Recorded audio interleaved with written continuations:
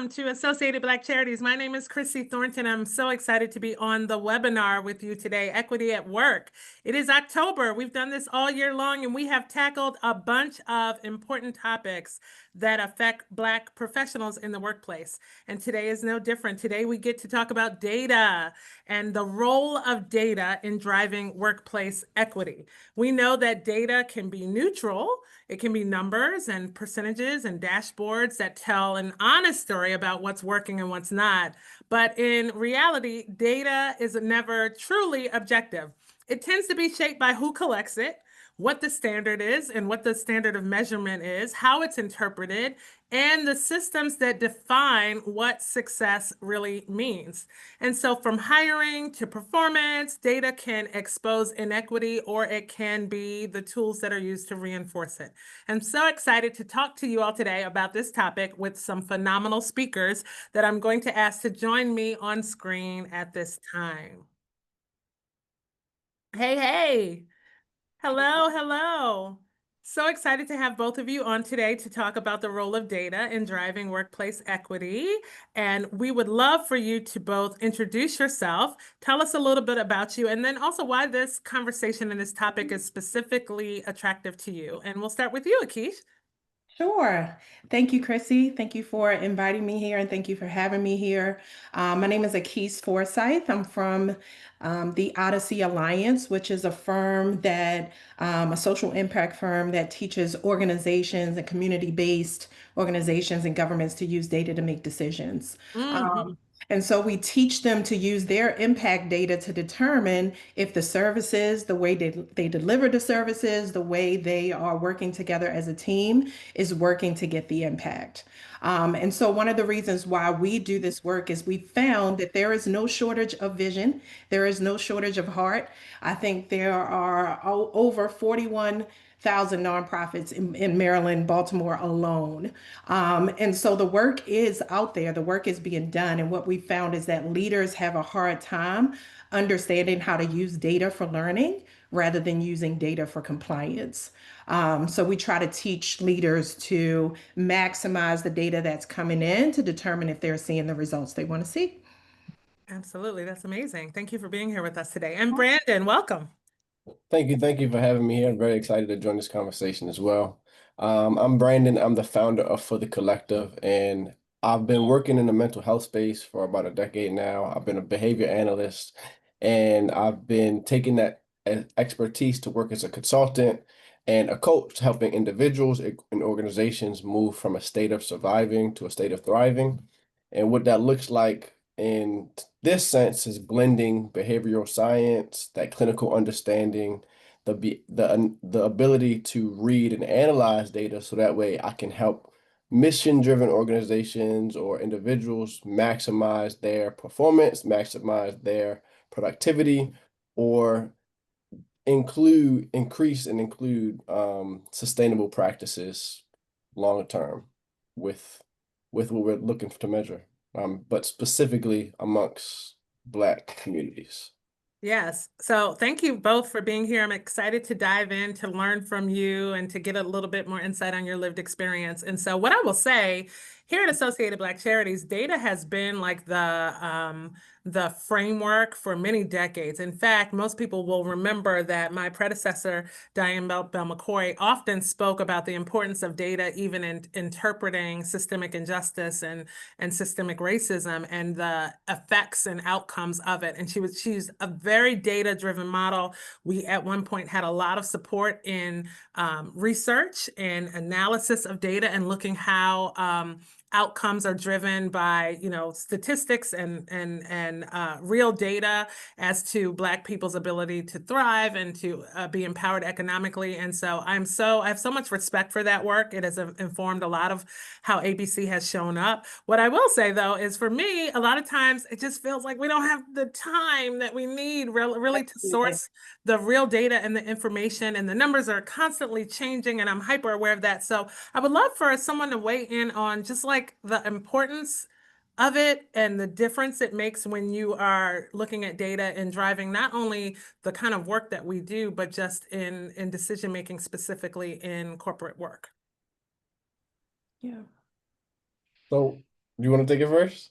Go ahead, Brandon. So specifically speaking from a behavior perspective, if we are in the patterns of engaging in behaviors that are based on environments that we're coming from and not based on environments that we're wanting to head towards, then we have nothing to measure in terms of how effective, how Mhm. efficient, are they actually aligned with our organizational structure? So talking about organizations wise, if a nonprofit is heading in a new direction or making changes or trying to hit those metrics according to the funding that they've been getting, um, from that behavior perspective, we can measure that the not only the measurable, observable behavior from the participants and community members, but you can also create questions in a way that you can measure some of their competency with mental health things or holistic things, or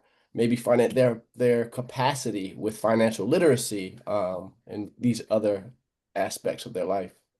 Yeah, and this is really timely for me because we're in the process, I'm 3 years in almost, of preparing an impact report and really looking at how the work of our organization has or hasn't moved the needle forward on our stated objectives. And so it's really important. I will say, though, I find personally, and having led a number of nonprofits, it's harder to quantify what we consider transformative work over the transactional, right? Like if I'm handing out coats and meals, it's very easy for me to say, like, these are the number of people we serve.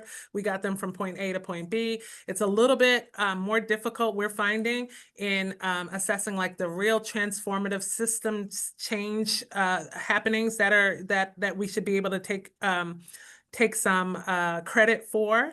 And so let's talk a little bit about when we say data, what are we talking about, right? Like you're, Brandon, you mentioned like what was the starting point where we were compared to like what we've achieved based on our objectives, but what else? Like we're talking about at work, measuring performance, these things Yeah. that seem so subjective, right? Like measuring hiring and promotion. Talk a little bit Yeah. about that. So it's funny because 90% of the data has been collected over the last maybe what, 10 years? Mhm. I would even say 15 years. A lot of this data that we're now looking at, a lot of what we call big data, a lot of this information that's coming in that we're able to collect. And we're talking about like data on everything. People have been collecting data on everything, how people use their devices. We're going to talk about surveillance, a little bit later on, talk about how people perform at work. I mean, it's so many aspects of what you can measure, but a lot of it has just started to be collected. And so when we're talking about data, yes, we're talking about performance data, we're talking about impact data, we're talking about how much you're doing something, we're talking about how much you're putting in as an organization, we're talking about how much you're putting out. But I think that what you're talking about, Chrissy, is the idea of a difference made or being better off, Yes. which is structurally a lot harder to quantify than I think we give credit for. And, I think that what organizations must learn to do is start at the bottom. I think that if you are collecting how much you're doing or how well you're doing as a level one and level two, then you can begin to ask more deeper questions on what's the difference made or who's better off based on the population or the target groups or subgroups that you're trying to impact. I will also say that because data is new, essentially, disaggregated data is even newer. And there are not a lot of data sets that collect, ethnic data so that we can disaggregate and say, beyond universal, like what is actually happening to a population or a subgroup. And so it becomes important. You talked earlier about like, we don't have time to like reflect on all the data that's coming in. It takes sacrifice. It takes some commitment. It takes a leader such as yourself being saying, we are going to stop and reflect, and we are going to do it intermittently and often so that we can understand and learn from our data. Because I do think organizations take a compliance approach to data I'm collecting the data that's important to my funders, or I'm Mhm. collecting the data that's important to higher level leadership, but I'm not really using the data in my everyday decision making as a leader of this department or as a leader of this work. And we have to get to that point. So I'm going to go over a couple, the research told me a couple of areas where data and equity intersect in workplaces. And it talked about the concept of algorithmic bias.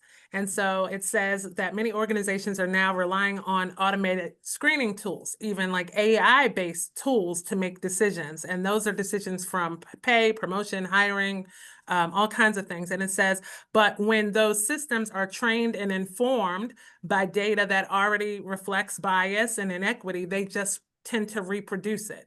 And so that is how workplaces who are even using some of this automated screening are finding and favoring the same kinds of candidates and filtering out those who don't fit into what they've already established as normal.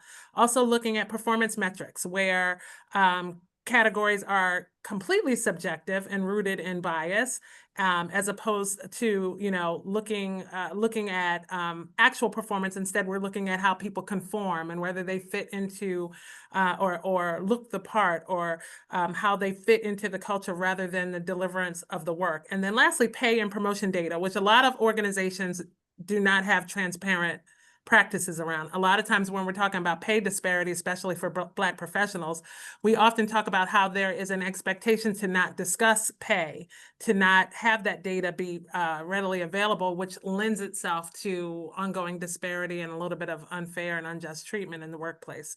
What other ways is data being used at work that could potentially help or harm Black professionals? I think you said a big one, and I think I want to take some time to just unravel that a bit and be data used, especially now with just AI tools within the hiring metrics, because within hiring, within policing, honestly, within the medical field as well, there Mhm. most of the I think Mr. Key said it, most of the disaggregated data is not based off of information that is pulled that is most relevant to us, right? Um, so I think that also applies in the workspace, especially with that hiring process. And it's something that um, I think AI is a beautiful tool, but I am worried about that in Yeah. terms of hiring amongst our people. Sure. Data data reinforces the bias of the producer, for sure. Mhm. And I think you mentioned this a little bit. So when we have coders who are predominantly white, when we have coders who are predominantly Asian, when we have coders who have a different lived experience than the systems or tools they are creating are meant to represent, then we are going to have some disparities in what that data is producing. AI and other tools are meant to reproduce what is already happening.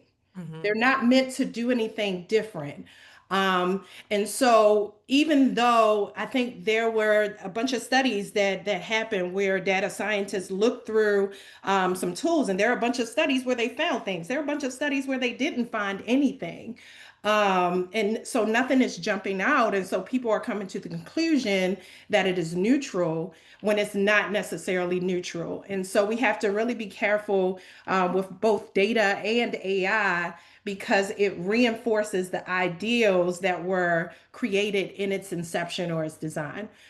So, for example, if we're talking about how do we measure leadership competency or how do we measure performance, it's going to be based on the human that created it. And so they're giving their lived experience on what that is. And if that is steeped in bias, if that's steeped in their own beliefs or mental models, then the AI or the data is going to represent that.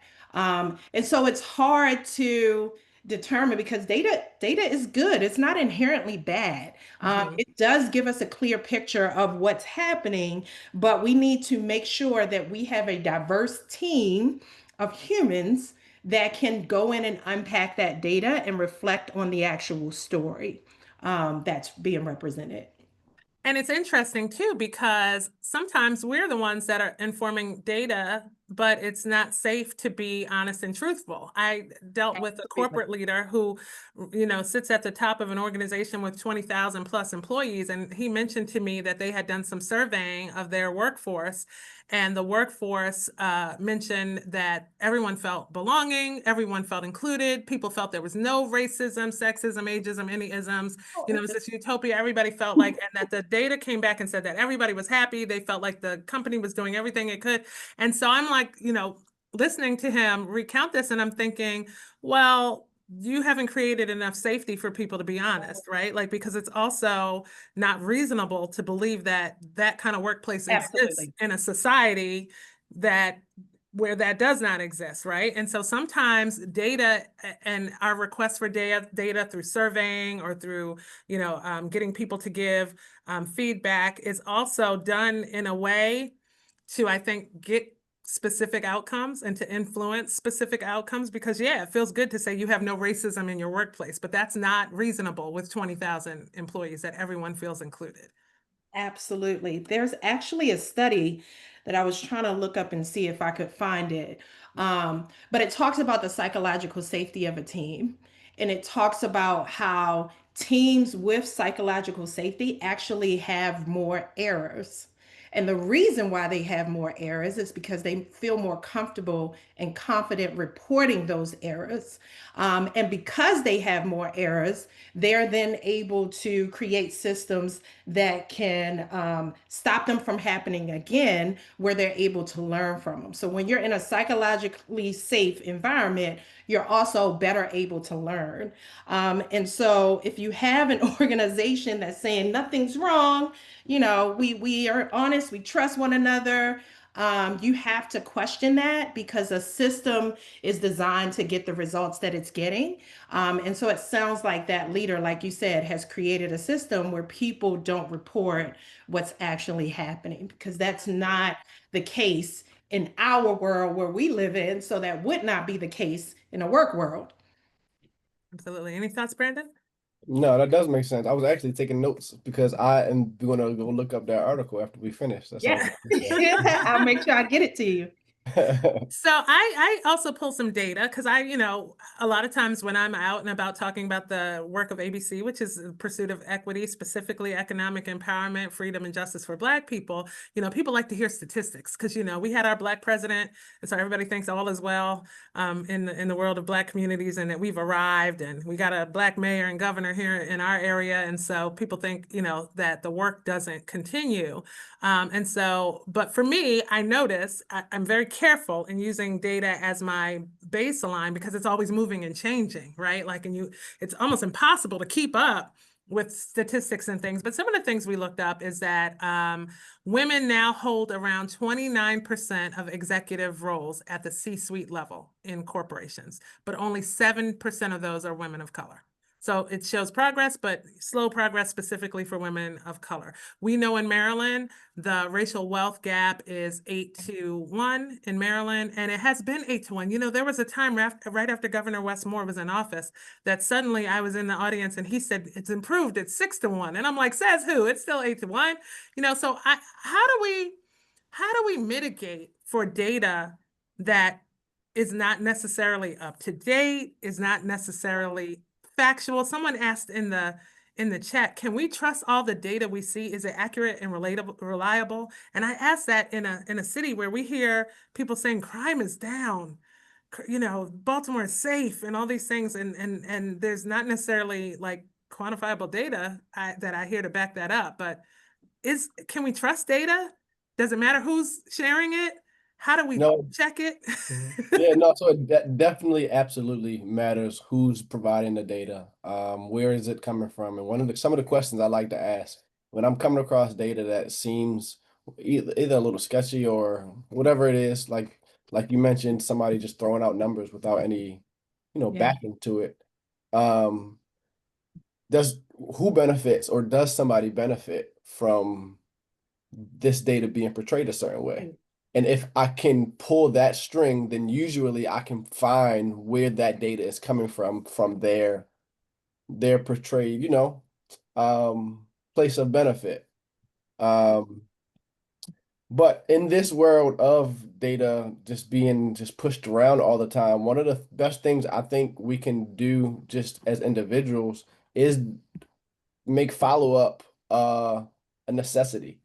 Make Okay. follow-up behind when we're getting data spewed to us, especially, in this world of just all the stimulation amongst social media, the news, everything going on. Where's this information coming from? And I like to pull like the five whys in that question and ask why 5 times. And usually, if not in the third time, you'll get to where that is coming from their perspective per se, and who's Mhm. benefiting from that information. So I'll say that timeliness is a dimension of quality for data. So when you're talking about, I mean, this is more technical than I want to be, but when you're talking about how do I measure my data for quality, timeliness is one of those things. And so you have to consider when was this data collected? Um, and you have to consider who collected it, by whom, what were some of the criteria for collecting it, but you also have to determine when it was collected. And so data by nature is also past defined, if that makes Mhm. sense. Data only describes what has happened. So it is always going to be reflective of the past. And so as a data scientist, as a data leader, you have to know that this is only going to describe what has happened. It's never going to describe what Here is we going are. to happen. Mhm. Right. And so you have lag measures that are your overarching data that tells you how you're doing. But then you have something called lead measures, which are supposed to be your day to day, which is supposed to be a better predictor of what is going to happen. So for example, if you have customer service, a lag measure would be satisfaction on a survey. Again, that's always going to describe the past. But a lead measure may be how often I speak to people when they come into my doctor's office, or how often I greet people, or the things that you do that will eventually impact whatever that bigger measure is. And so for us, if we want to focus on what the data actually says today and now, we have to figure out what are those leading measures that are going to speak to us about that. So if we're talking about crime, we can't wait until crime is released. We can't wait until that data is updated. We have to determine what is happening on a day-to-day basis. How often are police being deployed? How often are arrests happening? We have to look at the data that we can see on a day-to-day basis to determine what will happen later, or to be able to predict what will happen later. Right. Yeah. And a lot of the ways in workplaces and externally the bias shows up in data collection is that people tend to look for patterns that confirm their assumptions. Mm, As they're collecting data, they don't want to necessarily get outcomes and results that are challenging to what they already believe is the case. And I'll tell you, even in the work that we do, looking at communities and how they're disadvantaged, like we have a preset, conception of what communities need.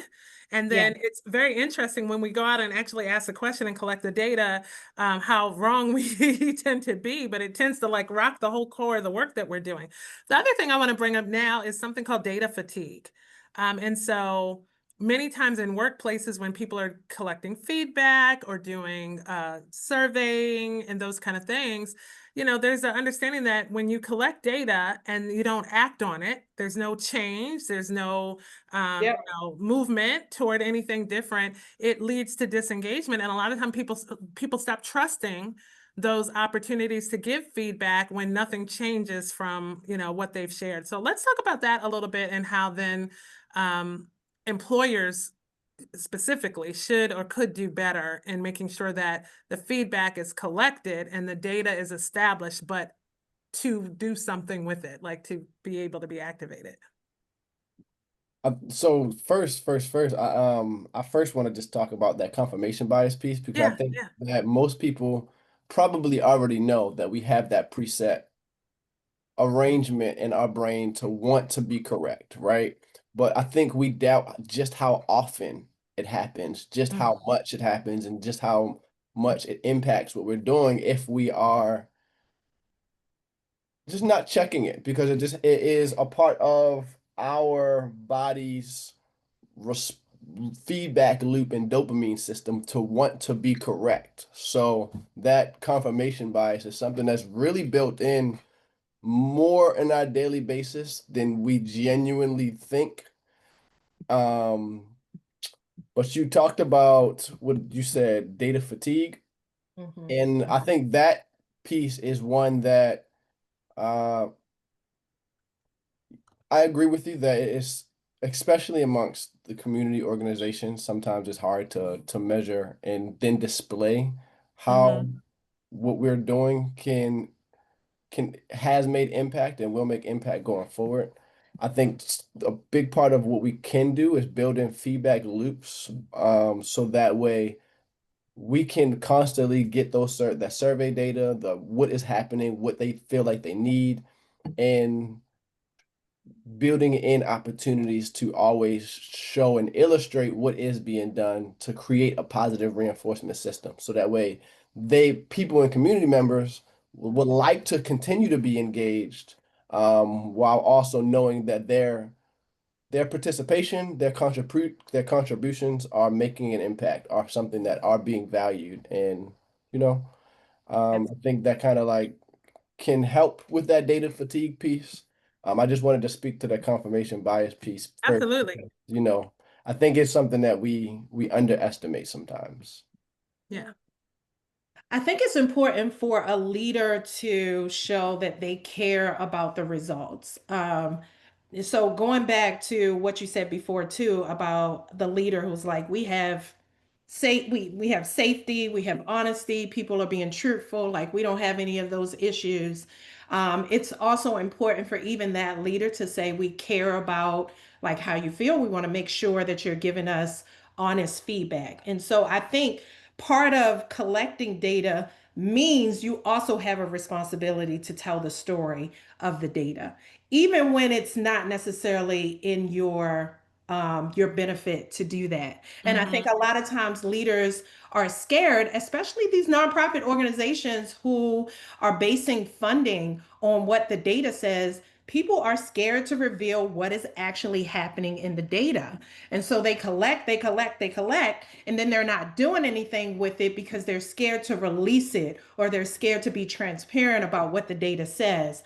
But I am a believer that you must communicate what you heard from the data, and what you're doing as a result. And I think that shows more integrity, that shows more desire toward impact than holding or hoarding that data. So when you're able to say, here's what we heard, but here's what we're changing as a result, then you are a leader of an organization that's going to see impact. You're going to see progress because you're building that learning and reflection muscle.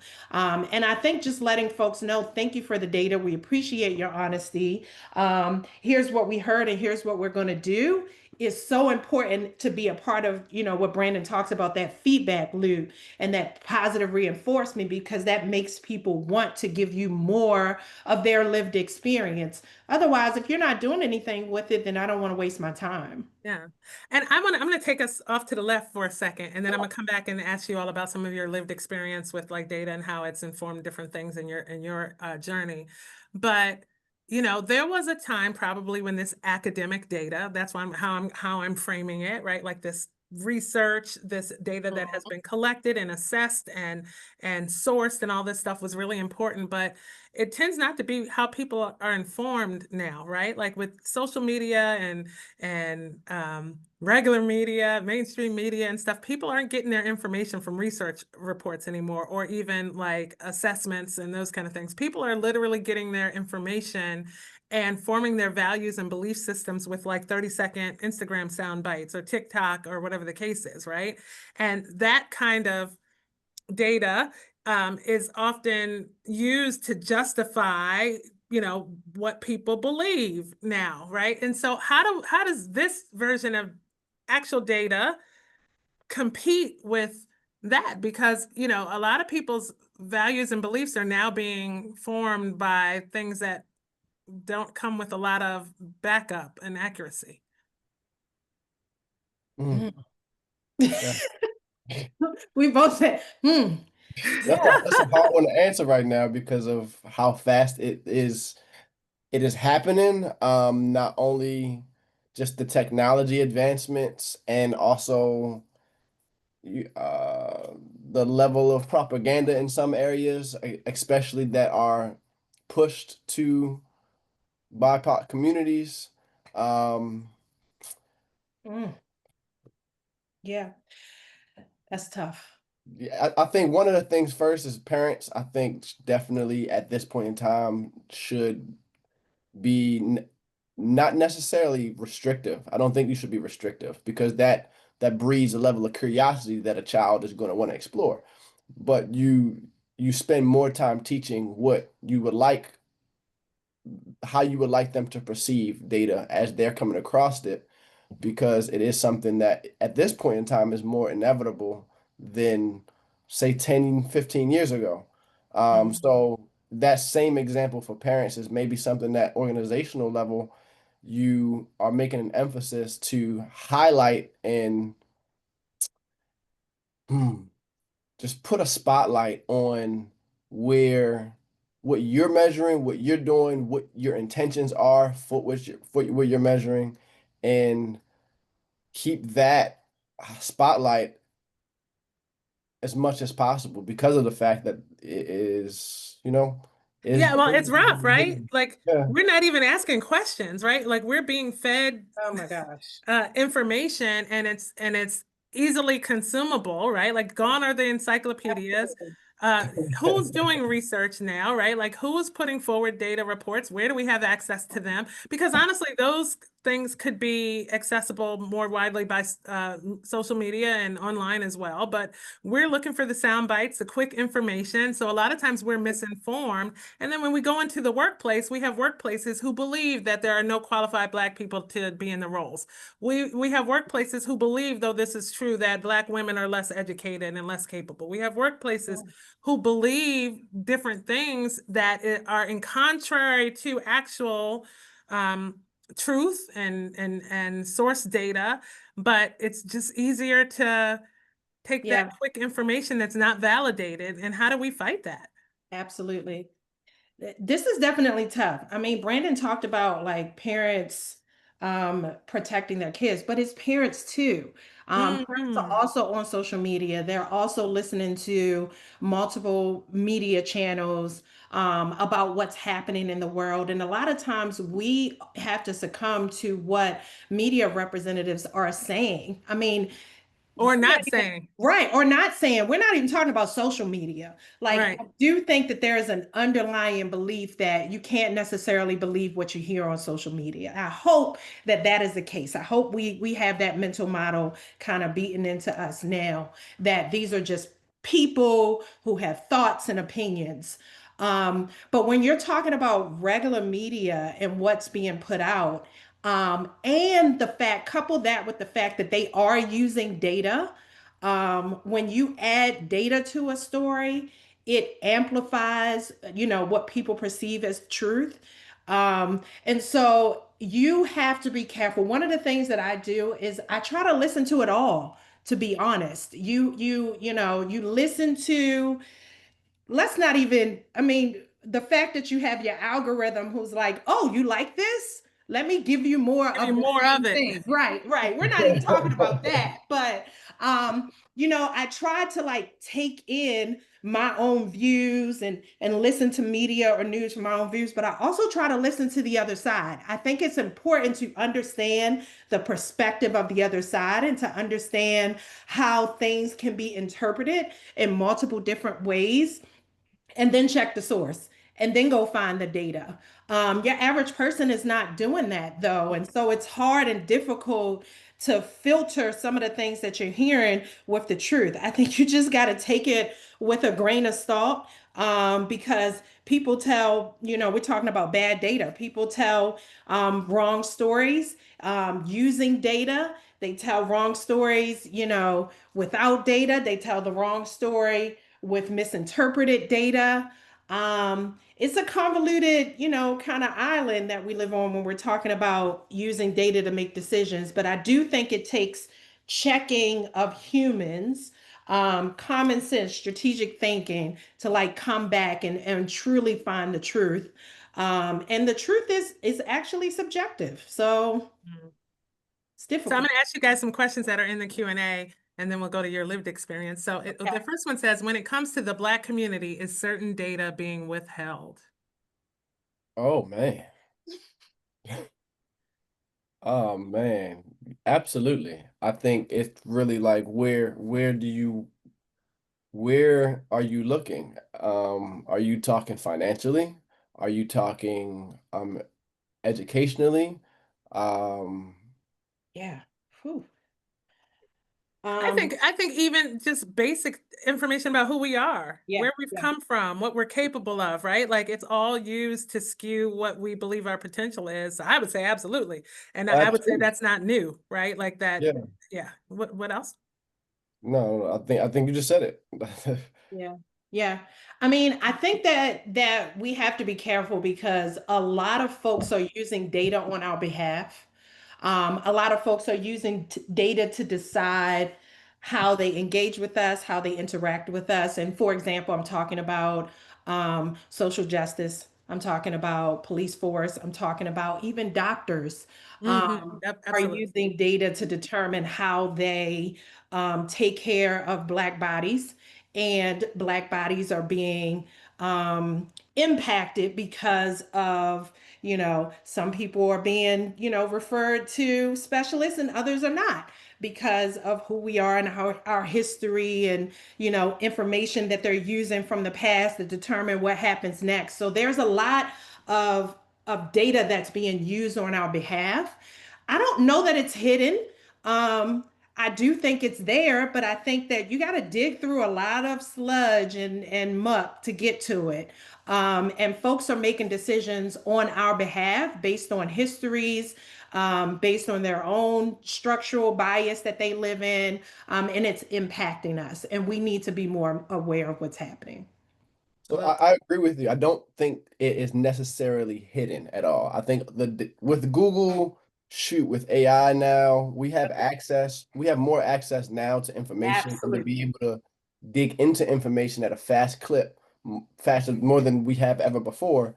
But we also are taught in school not how to think. We're taught in school how to remember. We're How taught to comply too. right. So most of the people, I'm just be honest, if you are melanated and you have graduated from a college or graduated from any school with an ability to think, then you're very successful because most people are not taught to think in school. So we're not taught how to do research, how to like analyze and sift through data, Mhm. um, which is a part of the chessboard that was just kind of just taken out of schooling, unfortunately.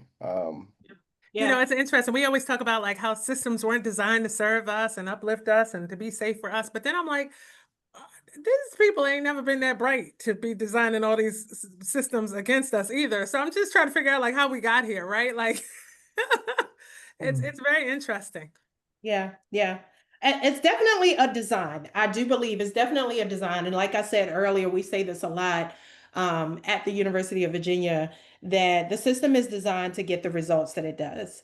Mhm. If you're getting certain results, it's because there's a systemic design or structure behind that result.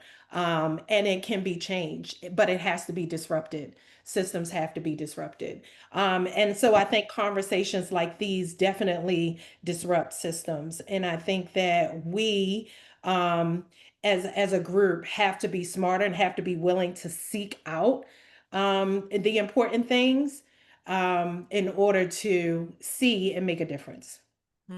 So this next question Yeah. kind of leads to something you said, Brandon, because you talked about how like the information is really at our fingertips now, more so than it's ever been. But the question is, has the digital divide caused damage when it comes to data sharing? Has it kept us out of having access because our communities tend to have less access to technology, internet, those kind of things? Yeah. Oh, so has the digital divide de increased or decreased access to data sharing? Mm-hmm.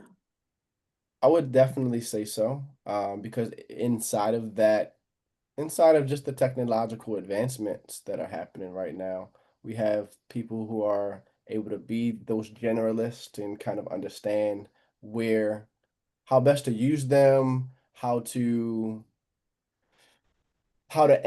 prompt engineer, how to code without necessarily knowing how to code now or having the experience prior to this current time. And then people who have no idea what's happening in that space, no idea how to utilize or how to take some of these things and maybe like cut some of their hours back or whatever that is.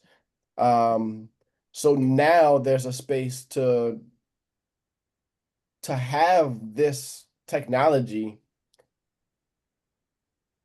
I would say like enhance my microphone without necessarily having the expertise. So now everybody's speaking on something in terms of, just information on social media. Um, but if we don't have that necessary skill to be able to sift through the data like you were talking about, then it leads us to being more vulnerable. It leads us to honestly being left behind, especially in our communities if we aren't trained or Yeah. taught how to keep up with this technological space that's Yeah. happening. So, Chrissy, you talked about that ABC is about to do an impact report. And so I'm wondering how much of that impact report will just be in a report and how much of it will be on social media. Um, Right. right. Because we talk about like, and I think us as organizations, nonprofits, um, small businesses, we have a responsibility as leaders to make sure that we're sharing our data. But in order to get to Gen Z, Gen A, it needs to be in social media. It needs to be in a form where people can access and people can get it. And a lot of the leaders that are running nonprofits and other organizations are millennials and Gen X. A lot of them don't necessarily have the skills that are necessary to communicate in that way to get to that ground level of who actually needs to hear it in order to base the decisions that they're using. And so we have to be, inept skill wise to be able to communicate in that way. Yes, we still write the reports, but how can we put bites together on social media that then say, here's what's happening in your community that they can access and they can Absolutely. get to? Absolutely. So I'm going to take some more questions from the chat, but I wanted to give each of you an opportunity to share an occurrence or some situation where data either helped or harmed you professionally. Yeah. Okay. Um, I can jump in. So the reason why I do the work that I do is because I went to a results-based accountability training a few years ago. And they had a data walk. And in this data walk was equity data on the wall. So there was student proficiency data for third grade students. All of their data was disaggregated by race. There was food access data. There was unemployment rates or workforce development data. I mean, all kinds of indicators, quality of life indicators were on the wall, and this data ranged in some cases from 1980 until the present. Most cases from 2000 until the present. And what I noticed in the disaggregation line is that those that were furthest from power either remained far from power from 1980 to 2020, or the gap was exacerbated. And what shocked me was that there is so much work being done on the ground by organizations like ABC, like NAACP, or just profits, Baltimore City Youth Fund, like just organizations that are in place to ensure that equity exists. And there is almost no movement of this line. Those that are far from power, 20 years ago are still just as far, if not further, from power. And so I was like, what is happening? We have so many nonprofits, we have so many organizations that are doing this work, and yet nothing is changing. If you're looking at population level indicators as far as data, most of it still remains the same. So Mhm. that is truly the reason why I do this work. I have a mission and a goal to teach community based organizations, nonprofits in particular, sometimes government, to use data, especially if they have an on the ground direct service model where they are impacting the community. I want to make sure that they are doing this work well and that they know how to tell whether something is working, if they're having a difference made. I want to make sure that even within the organization, they know how to work together so that those that are doing the work want to continue to do the work. So Mhm. that's my story for why I'm in this work for sure. Absolutely. Brandon, any thoughts? Okay. That's I will try to follow that up. Oh gosh. But I'm going to give a personal one and a one that I have begun to transfer into professional as well. But personally, I'm going to go back about 6 years ago. I had a friend of mine come to me with some crypto information. I'm just learning about it 2018, 2019. And as a data analyst, I'm researching everything he's bringing me. And I'm seeing he's like, oh, he's telling the truth about this. So I took some time to read all these white papers. And at that point in time, it was a lot less data 2019, 18 on the web because it wasn't as popular, right? So I'm reading all of these white papers, comparing the compound annual growth rate potential and what if it continues what the market share grab would look like. So from then to now, I've made nice profit from being able to analyze that data behind the scenes from what is not spoken, what's not seen, so that way I can be confident in my decision in investments, right? So that's a personal example. Um, I will give another back in time example for a research project when I was in my graduate program. My supervisor asked me, hey, I think you would do really good with running a research project and you could present it at this conference I'm going to. I'm like, no way. I have, it's my last semester. It's hard enough. I got two jobs. I don't know about that. I did it where I applied behavior analysis to a high school football team to lower concussions and increase tackling posture. Eventually that got me an opportunity to present something similar at Old Dominion. And then that led to me being on the board of a nonprofit where I am essentially the glue between the departments where we have a sports camp, an international sports camp in Africa. And I'm essentially just providing that behavioral expertise to make sure we have that feedback loop with the children in classes and sports. So data has helped me both professionally and personally, and Mhm. with being able to understand, analyze, and make good decisions based off of it. Amazing. So there's a question in the chat that asks, are there any Black think tanks or research for not research nonprofits that we should follow, that we can rely on, that our community can trust? Mm. Yeah. So one thing that comes to my mind, I used to work for the organization that did the COVID dashboards. And so I helped out with creating the COVID dashboards. And so one of the things that I would have loved to transition the Coronavirus Resource Center to was an equity dashboard, Hmm. where you could look and see data from across the country in different metropolitan areas and be able to tell where certain cities score in these social determinants of health or quality of life indicators. Um, we never did it.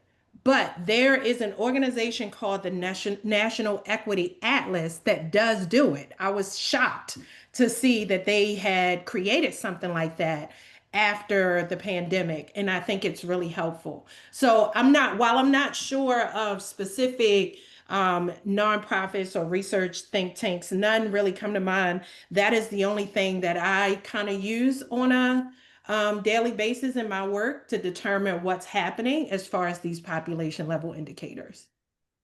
And the question about the media, so we know that yes, media does skew to many outlets, skews the messaging to number one, brainwash us or to reinforce power structures. And you ask, are there any media outlets that go against the negative media messages? And so ABC partners very heavily with Afro-American newspapers, and it's something to be said about like for us, by us. Unfortunately, a newspaper outlet like the Afro doesn't get the same level of support or corporate sponsorship or advertisement business as some of those mainstream media messages, even from our community and our businesses. But I certainly would tout them as a trustworthy media source here locally. And someone says that they followed the National Equity Atlas. And that's amazing.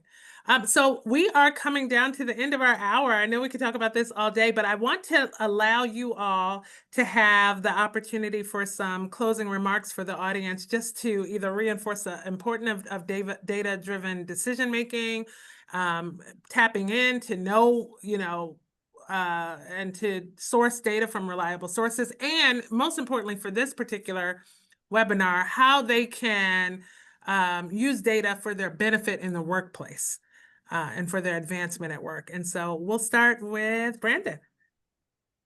I think, can you ask the last question again? How they can use data for their benefit at work, how they can reinforce the use of data for their benefit at work. Okay, I think the last thing that I'll probably mention is the most helpful way for us to kind of create those metrics, create those KPIs, CTQs that we are looking for in business or whatever. In my experience is through questions, through open-ended questions that you're either asking the community members, that you're asking your staff, that you're asking your team. Those open-ended questions give you more data or details that you can build measurable terms off of. So I think a very simple strategy to take into the small business, your life, your workplace is begin asking curious questions, whether that is a question inside of this process, questioning at the overarching macro vision of the system and where it's heading, but asking those open-ended questions will lead you to what you need to be measuring for where you're going. Absolutely. Great. And Akish? Yeah. I agree with that a lot. I think the one point that I want to hone in on is the importance of having diverse teams. I think that even sometimes as African Americans, we want so badly for things to be equitable in spaces where we're not predominant, that when we get into our own spaces or we have our own businesses, we tend to rely on voices that sound like ours. And so I would encourage us to also take on that. I talked earlier about listening to all types of news and understanding what's happening on the other side. I think that we need to understand the importance of having diverse teams, diverse perspectives, diverse lived experiences in our ear, so that we can make sure that we're staying open to what's happening. I think there's a fundamental difference between liberal and conservative, and we have to understand that there's a certain way to talk to both of them, where if you want to get what you want out of it. And so whereas liberals, we prioritize foundations of care versus harm, and fairness versus cheating, I think conservatives value the same thing, just in a different way, whereas they want to know that something is benefiting everyone. And so you just have to figure out what your language is. And the way you do that is you surround yourself with people who not only have your voice, but people also who have a different voice, so that you're able to learn and understand, like, how do I get in? And I love the aspect of just engagement. Like, how do we democratize democratize, data use and making sure that we are bringing in community voices, bringing in designing with and not for, and understanding what's happening really on the ground. And I would add too that we want to make sure that we understand that data, although it can be accurate and truthful, doesn't always represent whole communities. And so sometimes there's an assumption when we have data specifically about Black professionals in a workplace or whatever else that is substantive enough to cover, and make assumptions about whole communities. And also, like in the example I gave earlier about like when we're talking about systems change and we're talking about the improvements that we've experienced, the progress, and we're talking about Baltimore and all these kinds of things, it's really important to be able to take the data and celebrate growth while at the same time challenging gaps that still persist and opportunities that still persist. This has been such an insightful conversation. Thank you both for being on with us today.